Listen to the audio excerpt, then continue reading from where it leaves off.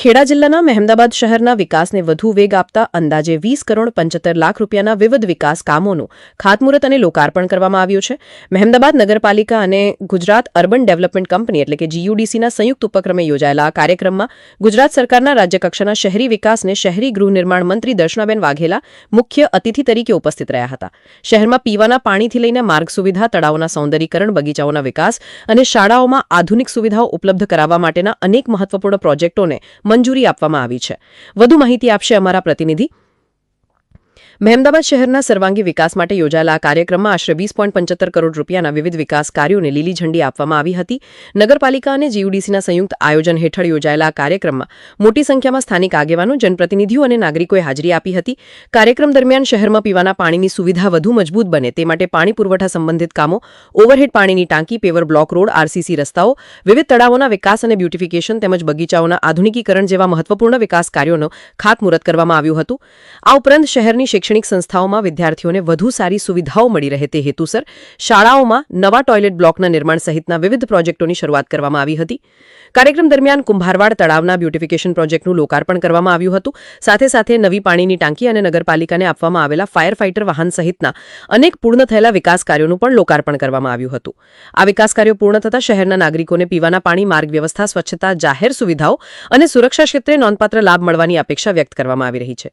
કાર્યક્રમને સંબોધતા રાજ્યકક્ષાના શહેરી વિકાસ અને શહેરી ગૃહ નિર્માણ મંત્રી દર્શનાબેન વાઘેલાએ જણાવ્યું હતું કે રાજ્ય સરકાર શહેરોના સુનિયોજિત વિકાસ માટે પ્રતિબદ્ધ છે. નાગરિકોને પાયાની સુવિધાઓ સરળતાથી ઉપલબ્ધ થાય અને શહેરો વધુ સુવિધાસભર બને તે માટે સતત વિકાસ કાર્યો હાથ ધરવામાં આવી રહ્યા છે.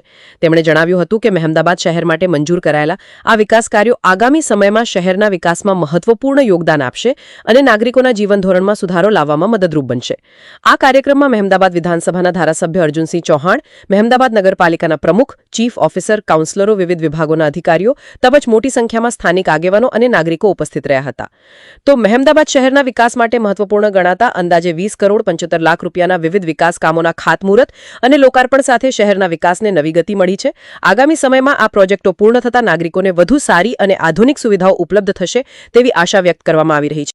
અને અહીંના કર્મઠ ધારાસભ્ય અર્જુનસિંહભાઈને જાય છે, કારણ કે અર્જુનસિંહભાઈ કોઈ પણ મહેમદાબાદનું કામ હોય ને તો સોમ અને મંગળવારે એ દરેક મિનિસ્ટરોને મળતા હોય, મુખ્યમંત્રીને મળતા હોય. વિચાર સાથે ગામડે ગામડે અને શહેરીએ શહેરીએ સ્વચ્છ ભારત મિશનનો પ્રચાર કરીશ. હું આથી વિચાર સાથે ગામડે ગામડે અને પહેલા હું સ્વયંથી, મારા કુટુંબથી, મારા મહોલ્લાથી, મારા ગામથી તેમજ મારા કાર્યસ્થળથી તેની શરૂઆત કરીશ. પહેલા આજે મહેમદાબાદ નગરપાલિકામાં વિવિધ ખાતમુહૂર્ત અને લોકાર્પણના કાર્યક્રમો છે. 20.75 કરોડના આજે ખાતમુહૂર્ત અને લોકાર્પણ થયા છે.